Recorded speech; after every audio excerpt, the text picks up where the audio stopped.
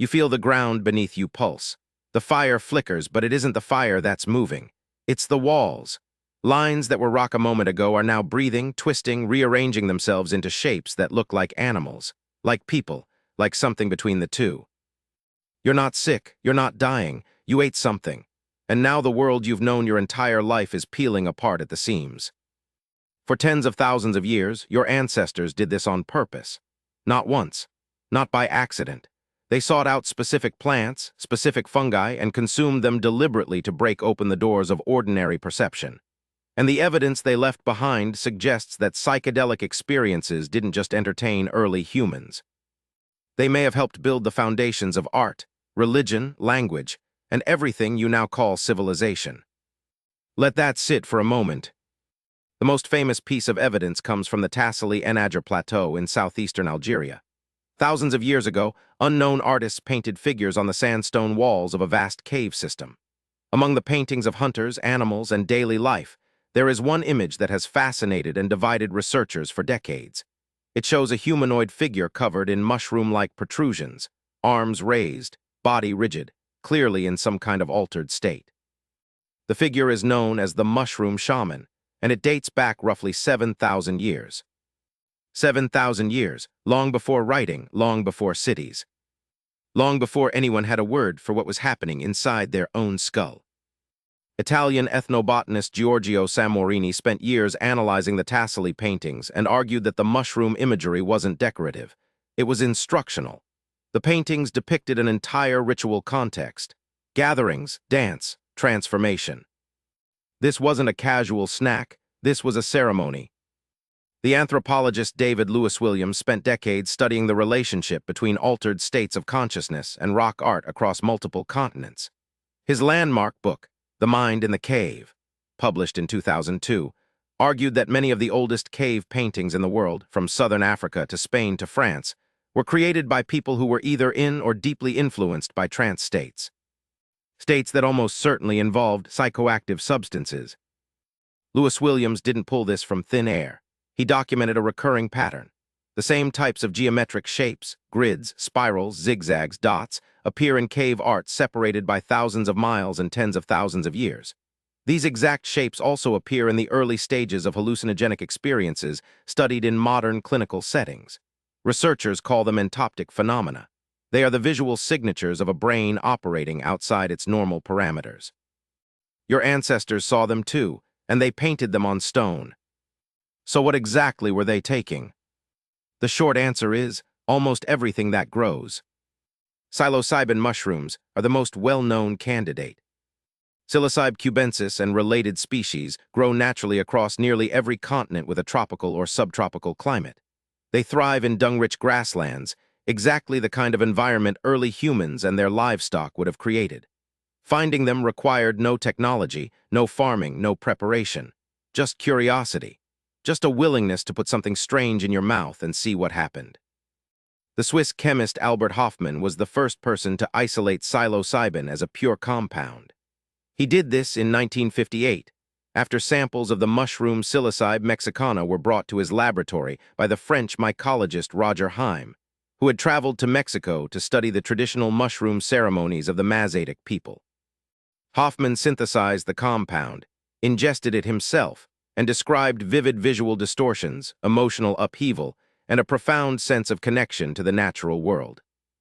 But the Mazatec had been using these mushrooms for centuries, probably millennia.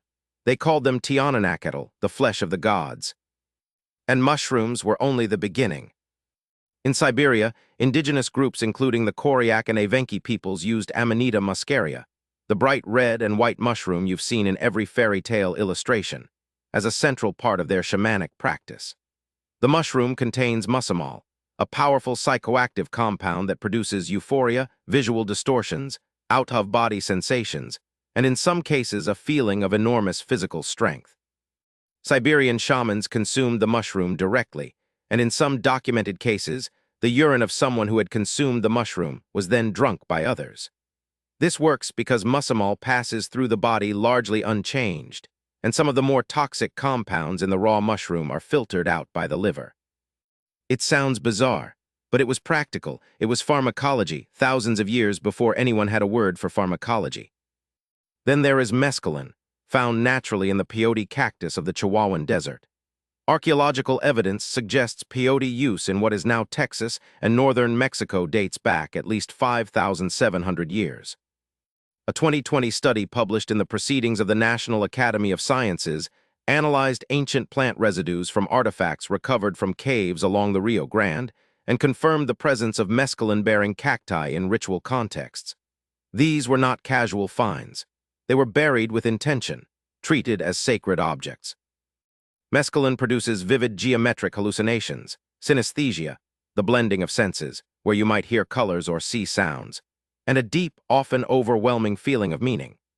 Modern researchers at Johns Hopkins University, including psychopharmacologist Matthew Johnson, have described mescaline experiences as among the most psychologically intense documented in clinical literature. Your ancestors did this in a cave, in the desert, under the stars, without a single clinical protocol.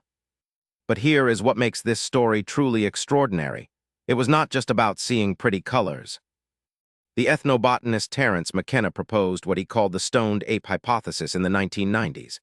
McKenna argued that psilocybin mushrooms, encountered by early Homo sapiens on the African savanna, may have played a direct role in the development of human consciousness itself. His theory was that low doses enhanced visual acuity, useful for spotting predators and finding food. Moderate doses increased social bonding through heightened empathy and emotional openness. And high doses produced full-blown mystical experiences that gave rise to language, symbolic thought, art, and religion. The mainstream scientific community was skeptical. McKenna was a provocateur, and his hypothesis was light on hard data. But in the years since, several elements of his theory have gained unexpected support. A 2021 study from Yale University led by neuroscientist Gul Dolan found that psychedelics including psilocybin, LSD, and MDMA all share a common mechanism. They temporarily reopen critical periods in the brain, windows of heightened neuroplasticity normally only open during childhood. In plain English, these substances make the adult brain temporarily capable of learning, adapting, and forming new connections at a rate usually reserved for a developing child. If early humans stumbled onto this effect, even accidentally, the survival advantage would have been enormous. Now picture this. You are standing in a shallow cave in what will one day be called southern France. It is 35,000 years ago. The air is thick and cold. A small fire gutters near the entrance. Beside you, someone older than you, someone who has done this before, hands you a handful of something dark and slightly damp. You chew it. You swallow. You wait. 20 minutes later, the walls begin to move. Animals emerge from the stone. They twist and turn. Their forms shift between species. A bison becomes a horse, becomes a human, becomes something that has no name yet. Your companion takes a piece of charcoal and begins to draw what you are both seeing. The lines are fast and sure. He has practiced this. He knows which shapes mean what. He knows how to translate what the substance shows him into marks on rock. This is not entertainment. This is technology. This is how your species learned to see beyond what was directly in front of them. This is how you invented symbolism, how you first understood that one thing could stand for another, that a painted animal could hold the spirit of a real one, that a mark on a wall could outlast the person who made it. And this may be how religion began, not with a book, not with a prophet, but with a fungus and a cave wall. The honest truth is that we do not know exactly which substances were used where or how widespread the practice was. Organic material decays, fungi rot, plants crumble to dust. What survives is stone, bone, and pigment, but the pattern is unmistakable. Everywhere in the ancient world where humans left their deepest, most symbolic marks, caves, burial sites, ritual spaces, there is indirect evidence of psychoactive plant use. Neanderthal burial sites have been found sprinkled with pollen from plants with known psychoactive properties, including ephedra. Some researchers, including Israeli ethnobotanist Ephraim Lev, have argued this is evidence of intentional ritual use, not random contamination. If that is true, then the practice of altering consciousness with plants may be older than our own species. Even ancient Egypt provides clues. The blue water lily, Nymphea caerulea, contains aporphine and nuciferine, compounds that produce mild euphoria, relaxation, and altered perception. It appears repeatedly in Egyptian art. held by pharaohs, floating in ritual pools carved into temple walls. Egyptologists have long debated its role, but pharmacological analysis confirms the plant's psychoactive properties. And ergot, the fungus Claviceps purpurea grows on grain, particularly rye and barley. It contains lysergic acid amide, a chemical cousin of LSD.